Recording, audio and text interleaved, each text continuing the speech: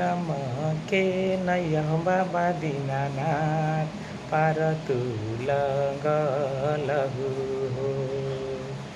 धर्म के नय बाबा दीनानाथ पार तुलगलहु हो।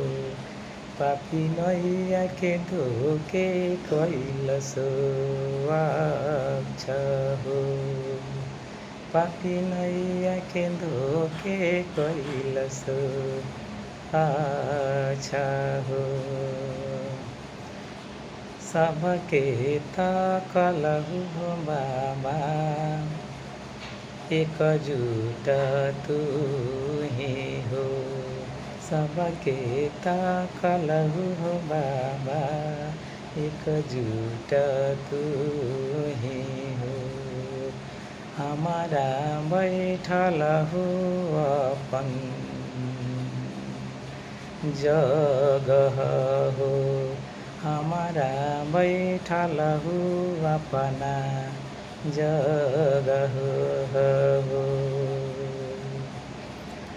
हम तोहर प्रिय हो बाबा बड़ा हम रहली हो।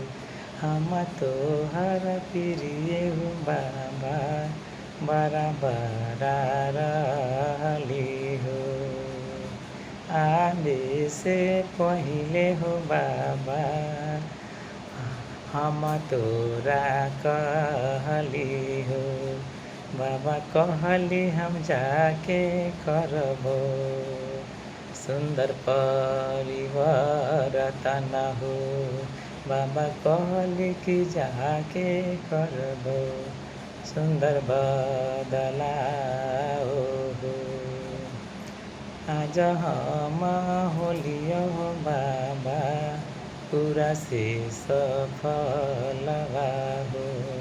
सतवा अध्यात्म के रहिया सतवा अध्यात्म के रहिया पर जीत देलहु हो।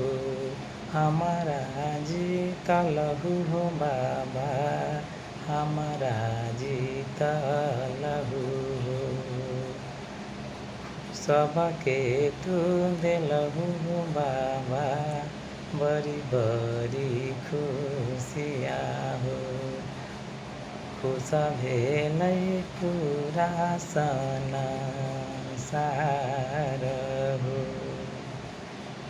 सगरो समाज हो बाबा भेलै आनन्द हो।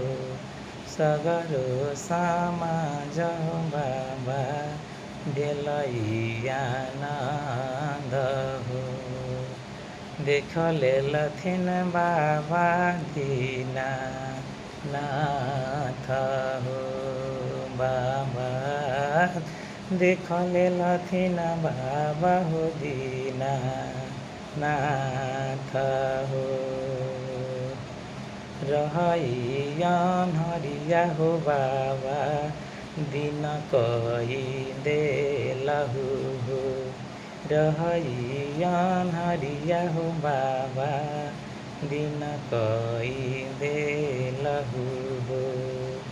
अपन प्रकाश हो बाबा हमरो के देलहु हो। अपन प्रकाश है बाबा हमरो के देलहु हो। भेलै पूरा जग पर काशित हो। भेलै पूरा संसार पर काशित हो।